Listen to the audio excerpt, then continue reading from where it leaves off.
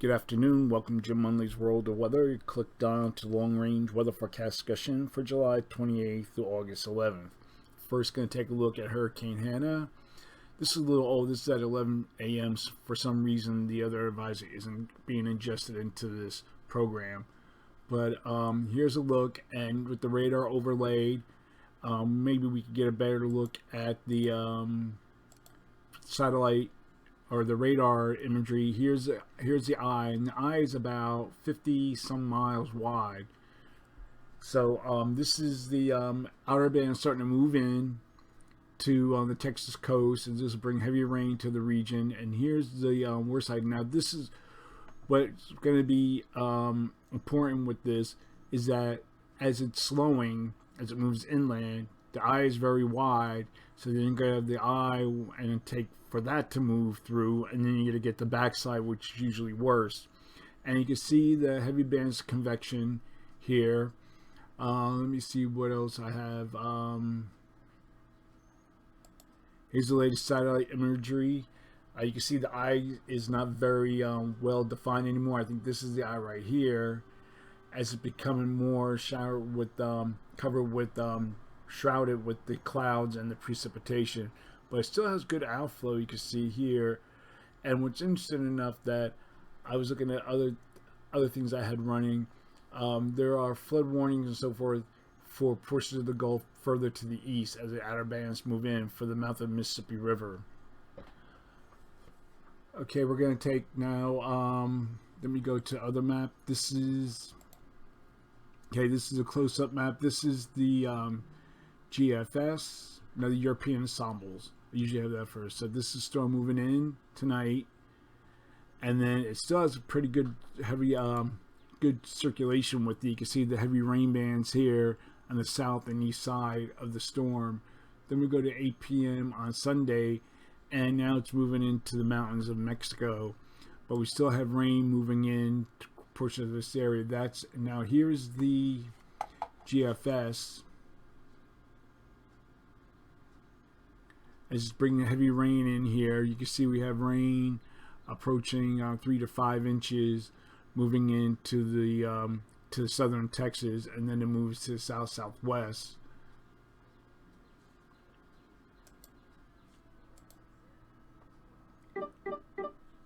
Oh, maybe we just got the 2 p.m. advisory. Let me see. Still updating. Okay. The 2 p.m. advisory just got in. It's at latitude 27.9 north. 27 north, 96.7 west. Maximum sustained winds remain near at 80 miles per hour. Movements to the west at 8 miles per hour. Okay, so that, and we have, let me see if it has the central pressure. Okay, so we'll go back to this. And I thought I had other maps showing the rainfall. But this is the rainfall in 6-hour periods. Oh, okay. All right. So now we're going to get to the forecast. This is for July 28th to August 1st. And we still have the westerlies to the north. We have a ridge here that will eventually, that's covering the southern U.S., will eventually retrograde, covering much of the western U.S. There's a tendency for a weak trough here in the east as we go through the end of the period, and I'll show you that.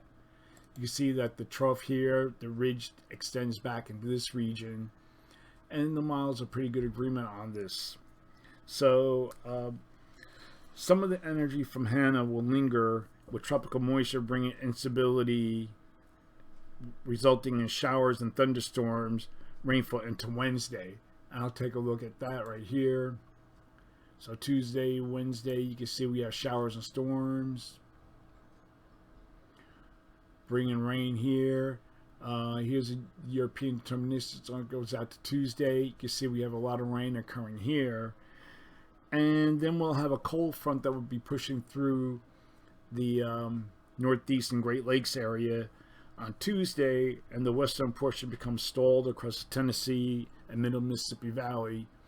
This will also bring rain here, and then in addition we'll have monsoonal moisture that'll be interacting and will be moving into the southwest and the Great Lakes, and this will be bringing rain to this region here that could be locally heavy. And then we'll have energy rounding the base of the trough in the west. They'll bring rain and thunderstorms to the Mississippi Valley and Ohio valleys into Friday. We're going to look now at the period for August 2nd to the 6th. And we can see we have a fairly strong ridge, as some of the models have a 594 DM ridge, across the four corners, with the weak trough here in the east. So with that said, I'm forecasting for this forecast period above normal temperatures here and for this region, and I'm forecasting anomalies of 48 degrees above normal, the highest anomalies in the west, and then we'll have below normal temperatures here with the anomalies near 2 degrees below normal. For precipitation, calling for below normal precipitation here, and the probability of occurrence 35%. Above normal precipitation for this region here, probability of occurrence is 35%. Looking ahead for the period for August 7th to the 11th,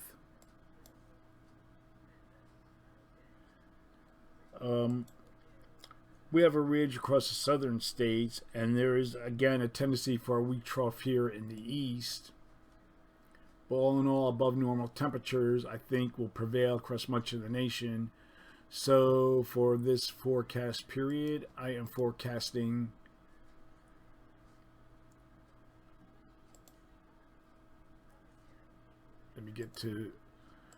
I am forecasting above normal temperatures for much of the nation, with anomalies of 48 degrees above normal, and again the highest anomalies would be in the west, probably mostly in the southwest. They could be even a little higher.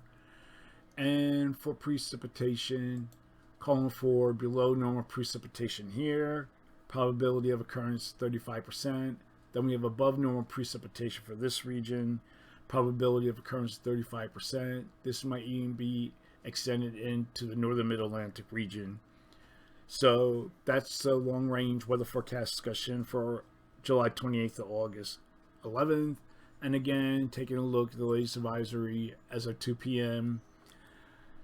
27 north, 97 west, max sustained winds remain near 80 miles per hour.